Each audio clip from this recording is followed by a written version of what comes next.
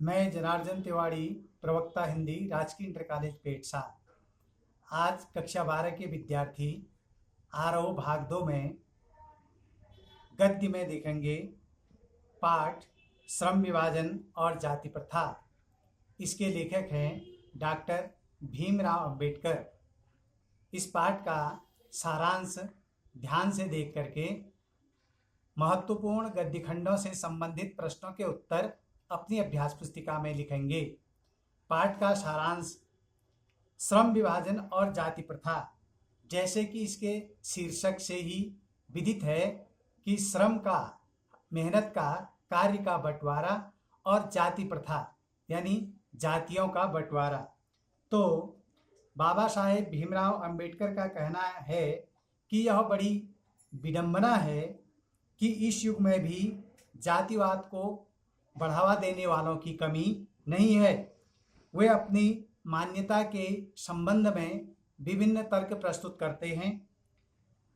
आधुनिक सभ्य समाज में कार्य कुशलता के लिए श्रम विभाजन अति आवश्यक है और जाति प्रथा भी श्रम विभाजन का ही दूसरा रूप है, अतः इसमें कोई बुराई नहीं है। इसलिए वे अपने तर्क और आपत्तियां प्रस्तुत करते हुए कहते हैं कि जाति प्रथा श्रम विभाजन के साथ साथ श्रमिकों का विभाजन भी करती है। श्रमिकों का विभाजन अस्वाभाविक है। यह जाति प्रथा विभिन्न वर्गों को एक दूसरे की अपेक्षा ऊंचा नीचा भी करार देती है, जो विश्व में कहीं नहीं पाया जाता है। कुशल व्यक्ति या सक्षम श्रमिक समाज के निर्माण के लिए आवश्यक है कि हम उनकी क्षमता को इस सीमा तक विकसित करें जिससे वह अपने पेशे या कार्य का चुनाव स्वयं कर सकें।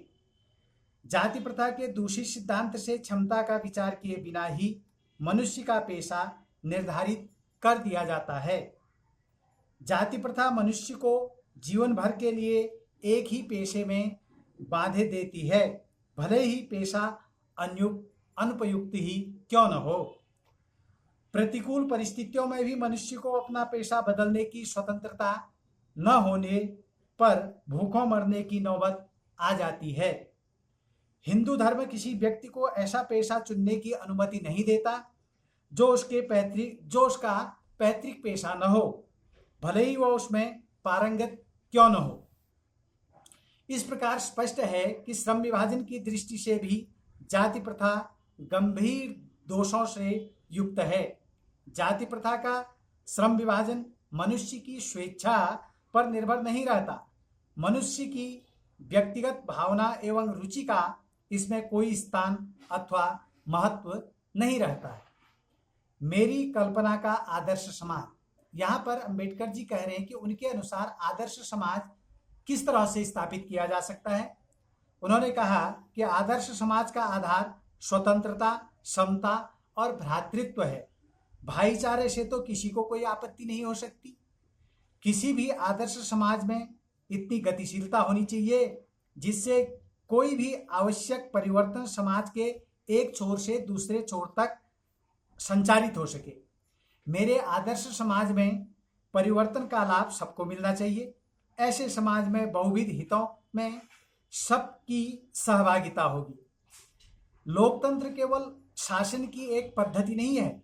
लोकतंत्र मूलतः सामूहिक जीवनचर्या की एक रीति तथा समाज के सम्मिलित अनुभवों के आदान प्रदान का नाम है। इसी प्रकार आने जाने की स्वतंत्रता, जीवन तथा शारीरिक सुरक्षा की स्वतंत्रता, संपत्ति के अधिकार, जीविकोपार्जन के लिए आवश्यक औजार व सामग्री रखने का अधिकार, जिससे शरीर को स्वस्थ रखा जा सके, के अर्थ में भी स्वतंत्रता पर किसी को आपत्ति नहीं होनी चाहिए। फिर अम्बेडकर जी कहते हैं, जब व्यक्ति को दूसरे लोगों द्वारा निर्धारित व्यवहार एवं कर्तव्यों का पालन करने के लिए विवश होना पड़े, तब वह स्थिति दासता की होगी, अर्थात गुलामी की होगी। जाति प्रथा के कारण कानूनी प्रावधान न होने के बाद भी दासता में रहना पड़ता है। अपना व्यवसाय चुनने की स्वतंत्रता न देना ही परतंत्रता है या गुलामी है। सैद्धांतिक रूप से समता पर किसी को आपत्ति नहीं हो सकती है। समता की आलोचना होती है।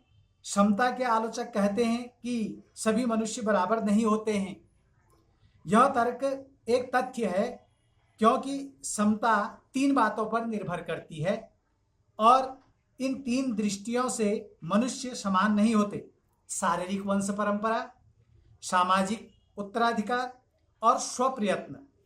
परंतु इन आधारों पर ही समाज को असमान व्यवहार का अधिकार नहीं मिल जाता है।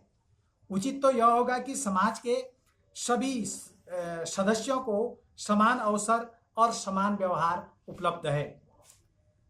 इस पाठ में लेखक राजनीतिज्ञों से भी समता की अपेक्षा करता हुआ यह चाहता है कि राजनीतिज्ञों को कुछ मनुष्यों के साथ समान व्यवहार करना चाहिए। यह समता काल्पनिक जगत की वस्तु है, किंतु वास्तविक मार्ग यही है। समता व्यावहारिक हो सकती है और नेता के व्यवहार की यही कसौटी है। धन्यवाद।